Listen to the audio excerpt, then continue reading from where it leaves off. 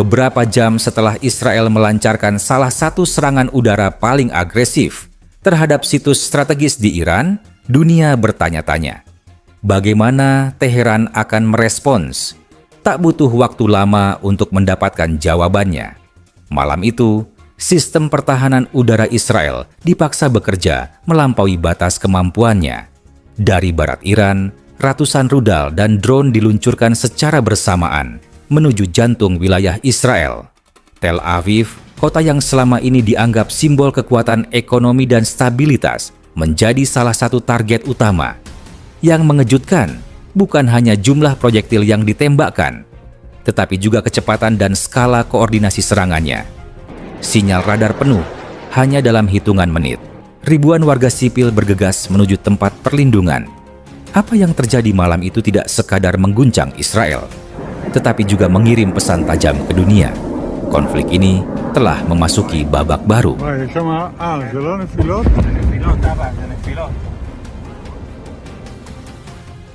Ketegangan antara Israel dan Iran memang bukan hal baru.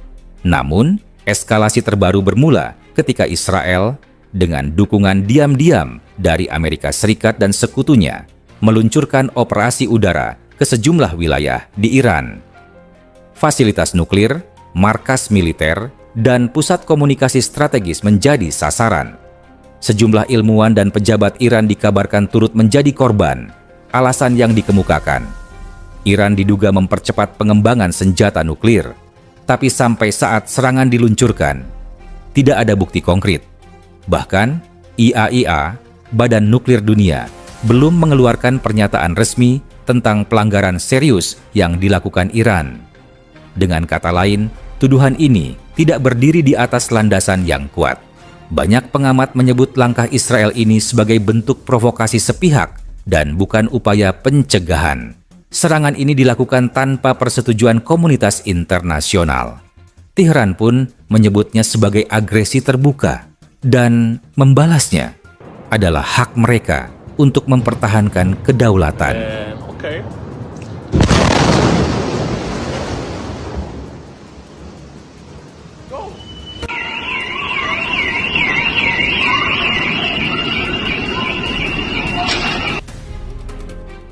Lebih dari 150 rudal balistik, termasuk Shahab 3 dan Sejil, meluncur dari Iran menuju Israel, ditambah sekitar 100 drone kamikaze dan pengintai. Semua diarahkan ke berbagai target strategis, Tel Aviv, Yerusalem, pangkalan militer Negev, dan infrastruktur di Ashdod dan Be'er-Sheva. Menurut laporan sementara dari lapangan, puluhan rudal berhasil menembus pertahanan Iron Dome dan menghantam beberapa kota. Di Tel Aviv, asap mengepul dari kawasan industri dan ledakan terdengar berulang di distrik selatan kota. Sirene meraung tanpa henti. Warga berlarian menuju bunker.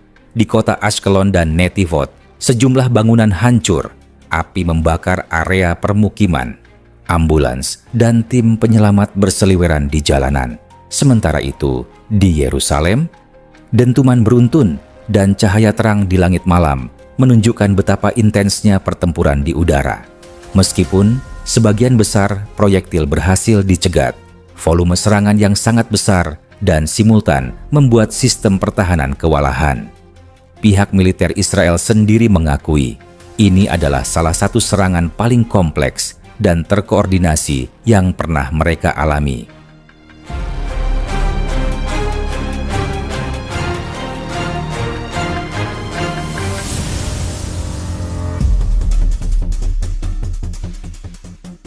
Dalam upaya merespons serangan ini, Israel mengerahkan semua sistem pertahanan udara terbaiknya, dari Iron Dome, David Sling, hingga Arrow Trig. Sekutu Israel, Amerika Serikat, Inggris, dan Prancis juga ikut bergerak.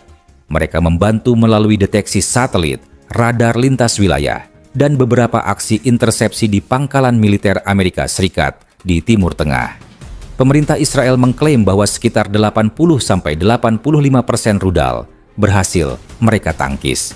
Ini tentu menunjukkan efektivitas sistem mereka. Namun, militer Iran menyatakan sebaliknya. Menurut klaim resmi Teheran, puluhan rudal balistik berhasil menghantam pusat komando, infrastruktur militer, hingga kawasan industri vital di Tel Aviv. Mereka bahkan merilis video serta gambar satelit yang, menurut mereka, menunjukkan kerusakan nyata di beberapa titik strategis. Sejumlah analis independen memang membenarkan adanya kerusakan besar di beberapa distrik kota, tapi hingga kini belum bisa dipastikan apakah semua itu disebabkan oleh rudal langsung atau pecahan proyektil yang dihancurkan di udara. Yang jelas, sistem pertahanan Israel tak lagi terlihat sempurna. Serangan berlapis dan simultan seperti ini berhasil mengekspos celahnya.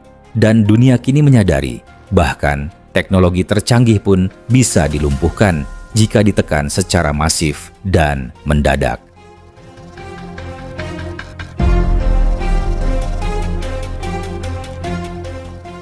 Dewan Keamanan PBB segera menggelar sidang darurat. Amerika Serikat mendesak Israel untuk tidak melakukan pembalasan berlebihan, tapi tetap menegaskan bahwa mereka mendukung hak Israel untuk membela diri. Di sisi lain, Rusia dan China menyerukan penghentian kekerasan segera. Negara-negara Teluk seperti Qatar dan Uni Emirat Arab juga menyatakan kekhawatiran atas potensi perluasan konflik ke kawasan mereka. Presiden Amerika Serikat mengadakan rapat darurat dengan kepala intelijen dan militer.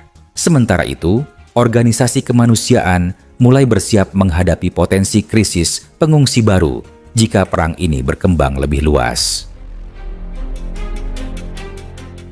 Serangan ini membuktikan satu hal penting.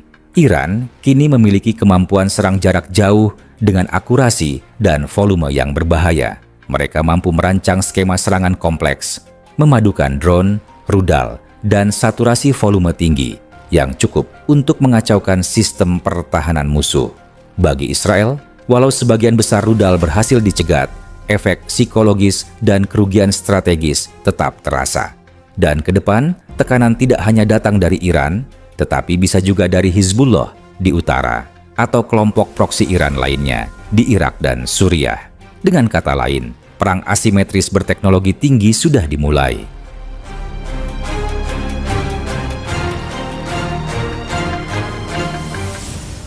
Iran telah menunjukkan bahwa mereka tidak akan tinggal diam saat diserang. Dan Israel kini harus memutuskan apakah akan membalas lebih keras atau menarik diri ke jalur diplomasi.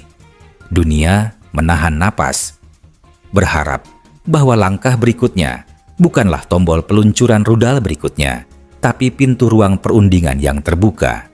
Namun, di Timur Tengah, seperti yang sudah sering terjadi, harapan akan perdamaian terlalu sering bergantung pada siapa yang paling terakhir menembak. Video ini disajikan dengan tujuan edukasi dan informasi berdasarkan fakta dan analisis yang seimbang. Kami tidak mempromosikan kekerasan, kebencian, atau ujaran kebencian terhadap kelompok manapun.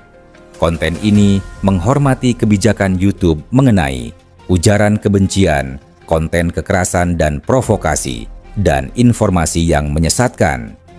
Referensi kebijakan YouTube dan undang-undang terkait, Pedoman Komunitas YouTube, Undang-Undang Informasi dan Transaksi Elektronik Indonesia, dan Konvensi Internasional tentang Hak Asasi Manusia.